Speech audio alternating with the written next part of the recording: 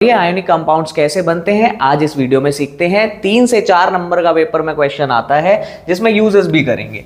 Ionic compounds कैसे form होते हैं तो आप बोलेंगे जब एक मेटल और एक नॉन मेटल आपस में रिएक्ट करते हैं तो आपका जो कंपाउंड फॉर्म हो रहा है वो आयोनिक कंपाउंड फॉर्म हो रहा है। याद रखिएगा एक रिएक्शन भी है। तो आपसे डायरेक्ट पूछ लिया गया कि एक मेटल ले लिया, सपोज करो सोडियम, इजी ऑप्शन। फिर आपने बोला एक गैस आ गई आपके पास, क्लोरीन गैस। क्लोरीन गैस ने इसके साथ जब रिएक्ट किया तो इन्होंने एक सॉल्ट बनाया NaCl। इसको बैलेंस अगर करा जाए तो Cl यहां पर अकेला है, यहां पर 2 थे इसलिए मैंने 2 लगा दिया और यहां पर भी 2 हो गया।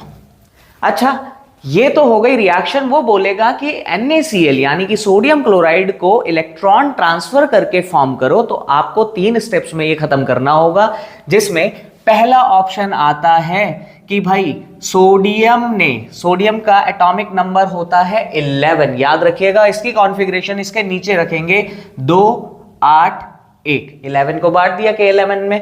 अच्छा सर, ये क्या करेगा? अपने आउटर मोस्ट को या तो फुलफिल करेगा या फिर बिल्कुल खाली कर देगा। फुलफिल करने के लिए इसको 7 इलेक्ट्रॉन्स की जरूरत है जिसमें बहुत ज्यादा एनर्जी रिक्वायर्ड होगी, तो ये 1 इलेक्ट्रॉन लूज कर देगा क्योंकि इसको एनर्जी कम लगानी है। सोडियम ने 1 इलेक्ट्रॉन लूज करके क्या बनाया सर? एक कैटायन बनाया +1 का। क्लोरीन की बात करते हैं, दूसरा स्टेप। क्लोरीन का एटॉमिक नंबर होता है 17 और इसकी कॉन्फ़िगरेशन होगी 287। ये लिखना जरूर है। याद रखिएगा आउटर मोस्ट में टोटल कितने होने चाहिए? 8। यहां पर ऑलरेडी कितने हैं? 7। तो इसको कम एनर्जी लगा करके 1 इलेक्ट्रॉन लेना ये पसंद करेगा। तो इसने क्या करा? 1 इलेक्ट्रॉन जो सोडियम ने रिलीज किया था वो ले लिया, और जब इसने इलेक्ट्रॉन ले लिया तो इसने बनाया एक आयन जो कैसा है? नेगेटिव आयन, जिसको हम एनायन कहते हैं। ये हो गया। तीसरा और लास्ट स्टेप ये कहता है कि इलेक्ट्रॉन्स को ट्रांसफर कर दो। इलेक्ट्रॉन डॉट स्ट्रक्चर बनाएंगे। हमें पता है इलेक्ट्रॉन डॉट स्ट्रक्चर में आउटर मोस्ट ऑर्बिट में जो इलेक्ट्रॉन प्रेजेंट होते हैं, number of electrons present in outer most orbit, वो ड्रॉ करते हैं। हमने सोडियम का इलेक्ट्रॉन डॉट स्ट्रक्चर बना दिया। क्लोरीन के आउटर मोस्ट में 7 है, तो 1 2 3 4 5 6 7। क्या ये 1 इलेक्ट्रॉन इसको दे रहा है? बिल्कुल दे रहा है, ये शो करना है। फिर इसके बाद आपको कुछ नहीं करना, यहां पर लिखना है Na+, ब्रैकेट में लिखेंगे Cl। 1 2 3 4 5 6 और 7। 1 इलेक्ट्रॉन ये वाला लिया था तो इसको डॉट के रूप में बना देना और अंदर आएगा negative charge. Ionic compounds metal और नॉन मेटल्स के आपस में रिएक्ट करने से बनते हैं। याद रखिएगा ये क्या करते हैं? एक बनाता है कैटायन, एक बनाता है एनायन। और सर जब इलेक्ट्रॉन्स का ट्रांसफर करते हैं तो आउटर मोस्ट ऑर्बिट में प्रेजेंट इलेक्ट्रॉन्स बनाएंगे। तो इसका इलेक्ट्रॉन डॉट स्ट्रक्चर ये हुआ, इसका इलेक्ट्रॉन डॉट स्ट्रक्चर ये हुआ। इलेक्ट्रॉन को ट्रांसफर करेंगे तो ये पॉजिटिव आयन और ये नेगेटिव आयन। यहां पर ब्रैकेट में आपको क्लोरीन ने जो इलेक्ट्रॉन लिया है वो शो करना है।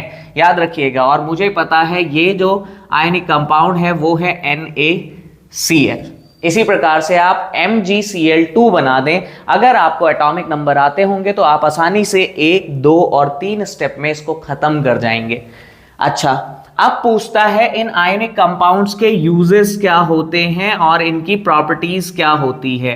तो यूजेस तो मैं वैसे ही बता दूंगा, पहले मुझे प्रॉपर्टीज पता होनी चाहिए। सर प्रॉपर्टीज जो हैं आयनिक कंपाउंड्स की क्या क्या होती है? जनरली ये कैसे होते हैं? सॉलिड। दूसरा, ये वाटर में सॉल्यूबल होते हैं, वाटर सॉल्यूबल होते हैं। तीसरा, ये आयोनिक कंपाउंड जो हैं इलेक्ट्रिसिटी को अपनी नेटिव स्टेट में कंडक्ट नहीं करते। ये सिर्फ और सिर्फ एक्वस सॉल्यूशन में कंडक्ट इलेक्ट्रिसिटी। याद रखिएगा ये क्वेश्चन इंपॉर्टेंट है कि भाई जो आयनिक कंपाउंड्स होते हैं वो क्या इलेक्ट्रिसिटी को कंडक्ट करते हैं, तो आप बोलेंगे सॉलिड स्टेट में तो नहीं करते, लेकिन अगर इनके एक्वस सॉल्यूशन की बात करेंगे तो सर वहां पर ये अपने फ्री आयंस रिलीज करेंगे जिसमें से इलेक्ट्रिसिटी पास होने का रास्ता मिल जाएगा। फिर आप बोलेंगे high melting and boiling point होते हैं, हाई एमपी एंड बीपी, याद रखिएगा। और एक और बहुत ज्यादा इंपॉर्टेंट, इंटर आयोनिक बॉन्ड्स जो हैं, इंटर आयोनिक बॉन्ड्स जो हैं वो बहुत ज्यादा मजबूत होते हैं, यानी कि स्ट्रांग होते हैं, याद रखिएगा। यहीं तक रखते हैं।